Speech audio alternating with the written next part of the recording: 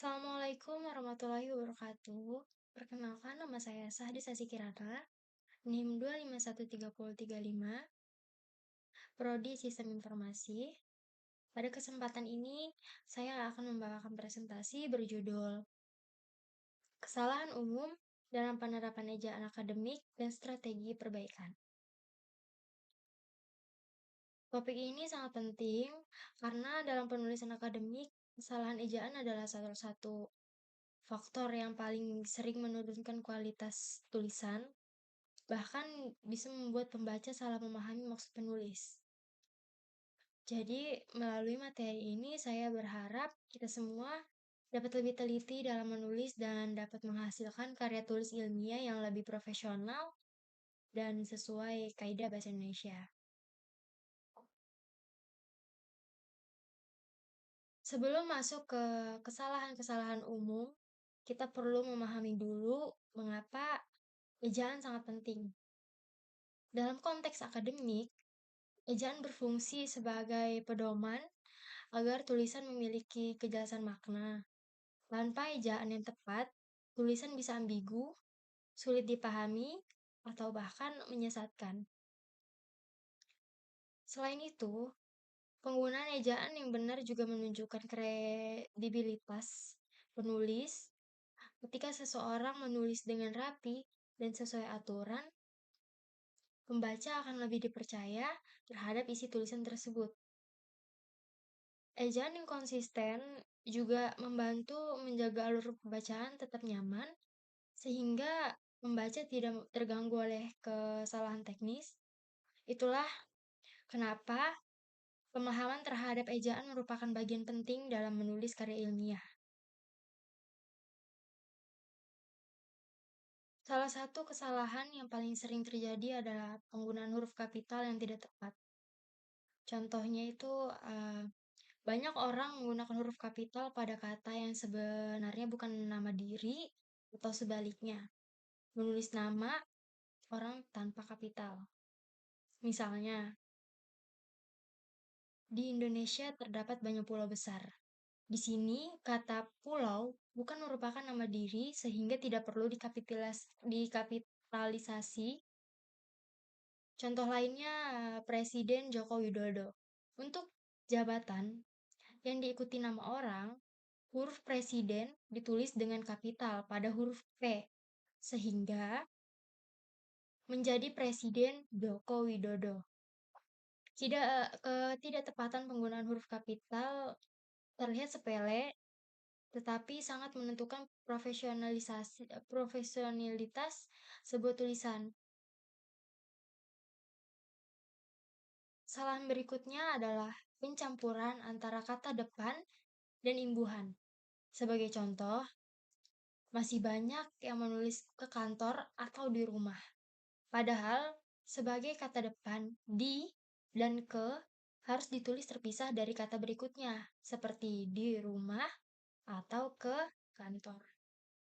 Sementara itu, jika di atau ke berfungsi sebagai imbuhan, maka penulisnya harus digabung. Contohnya, dipelajari, dituliskan, atau kemudahan.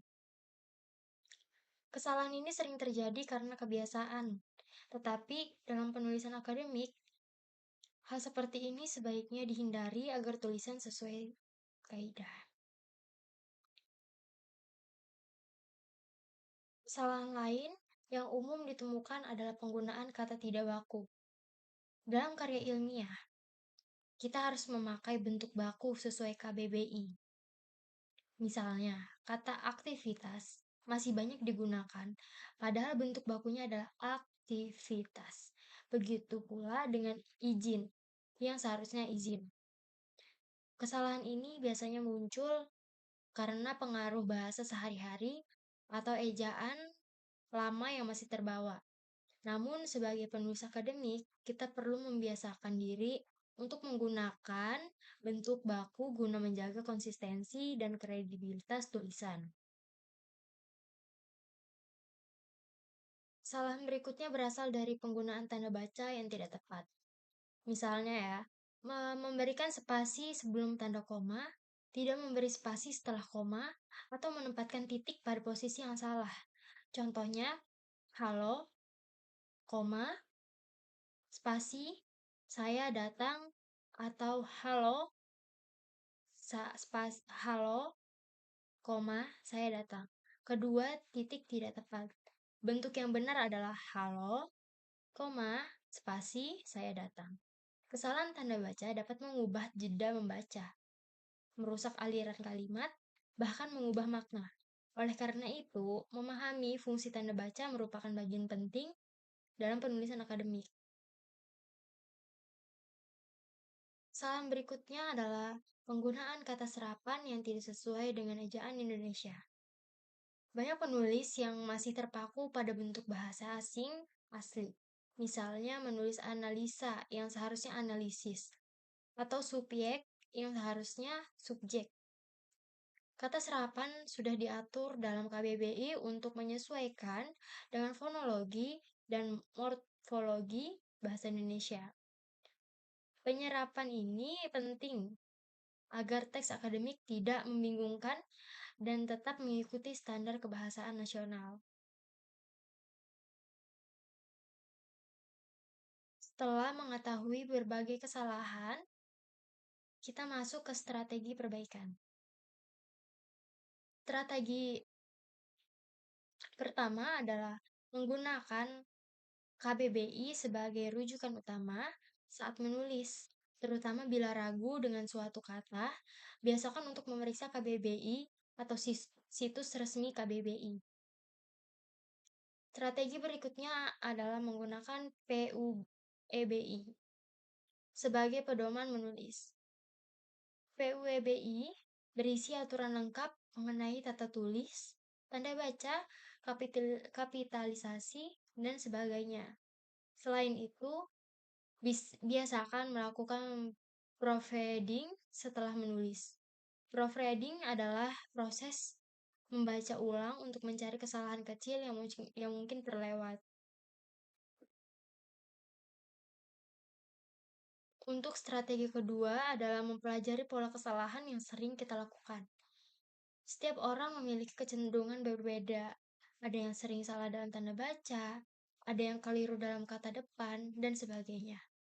Kita juga bisa memperbaiki kemampuan berbahasa dengan membaca tulisan akademik yang baik, seperti jurnal, artikel ilmiah, dan buku teks. Selain itu, aplikasi bantu seperti Tip Online, KBBI Daring, atau Language Tool juga bisa membantu mengecek kesalahan ejaan dan struktur kalimat.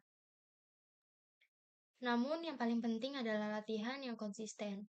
Semakin sering menulis, semakin cepat keterampilan ejaan kita meningkat. Di slide ini, kita dapat melihat contoh kalimat sebelum dan sesudah perbaikan. Yang pertama, sebelum revisi. Di tahun 2025, teknologi mengalami perkembangan yang sangat cepat, sehingga para peneliti harus terus berinovasi. Yang kedua, setelah revisi. Pada tahun 2025, teknologi mengalami perkembangan yang sangat cepat sehingga para peneliti harus terus berinovasi. Perbaikan kecil seperti penempatan koma, pemilihan kata depan yang tepat, dan penetapan ulang kalimat dapat menghasilkan tulisan yang jauh lebih baik dan mudah dipahami.